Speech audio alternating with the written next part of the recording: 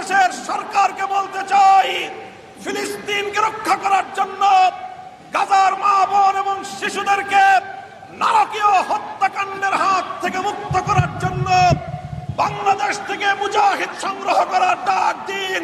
বাংলাদেশের জন্য প্রস্তুত।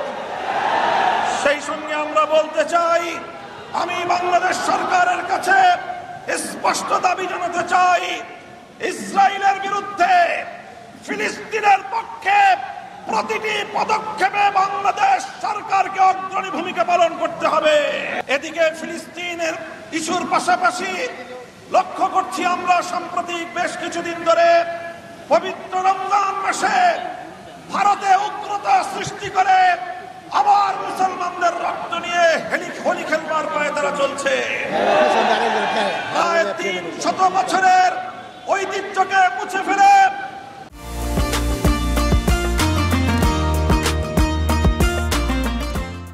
ইসলামী শাসনের মুসলিম সাম্রাজ্যের উজ্জ্বল নক্ষত্র আওরঙ্গজেব আলমগীর রহমতুল্লাহ আলাইহির সমাধিকে উৎখাত করার যে ষড়যন্ত্র শুরু হয়েছে, হিন্দুত্ববাদী ভারতকে আমরা বলতে চাই, আওরঙ্গজেবের সমাধিতে একটি আঘাত ভারতকে খানখান করে দেবে।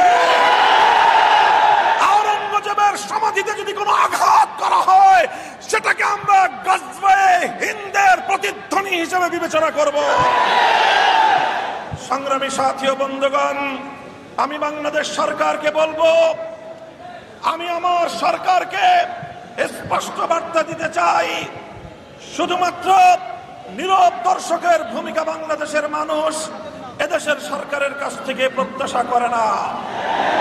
আপনারা ভারতকে, ভারতের প্রয়োজনে রাষ্ট্রদূতকে তলব করে যেভাবে আওরঙ্গজেবের সমাধিকে কেন্দ্র করে নতুন করে ভারত জুড়ে দাঙ্গা বাঁধাবার পায়ে তারা চলছে, এটাকে যেন বন্ধ করার চেষ্টা করা হয়।